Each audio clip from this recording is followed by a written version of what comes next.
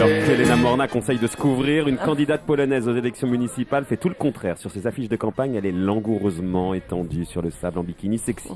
Elle n'avait pas meilleur argument, Stéphane Bakowski, bonjour. Bonjour Marc Olivier. C'est-à-dire que compatriote. normalement...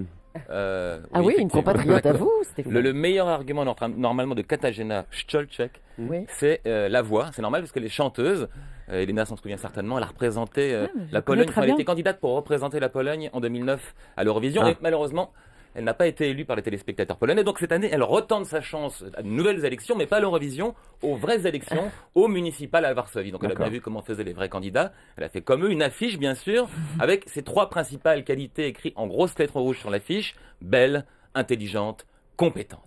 Donc effectivement, peut-être que l'ayant vue à l'Eurovision, les spectateurs ont dû se dire: est-ce qu'elle est si intelligente, si compétente? Une question qu'on ne se pose pas pour Julie, évidemment, mais qu'on aurait pu se poser pour Katarzyna. Et donc elle a voulu prouver qu'au moins sur la question de la beauté, elle ne plaisantait pas.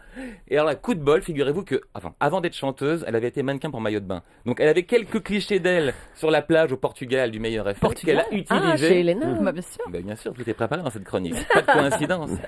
Et donc voilà que cette affiche de vacances au Portugal lui a servi d'affiche pour le fond. Alors vous imaginez un peu les vieux papis qui avaient vécu à Varsovie la plupart de leur vie sous le communisme, de voir comme ça les progrès de la démocratie dans le quartier.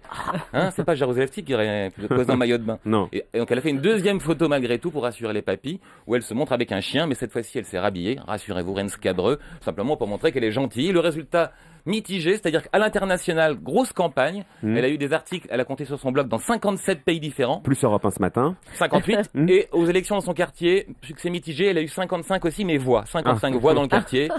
Donc nul n'est prophète dans son pays. Je cite l'évangile pour conclure, ça peut pas faire de mal. Ça peut pas faire de mal. Franchement, Stéphane, merci beaucoup.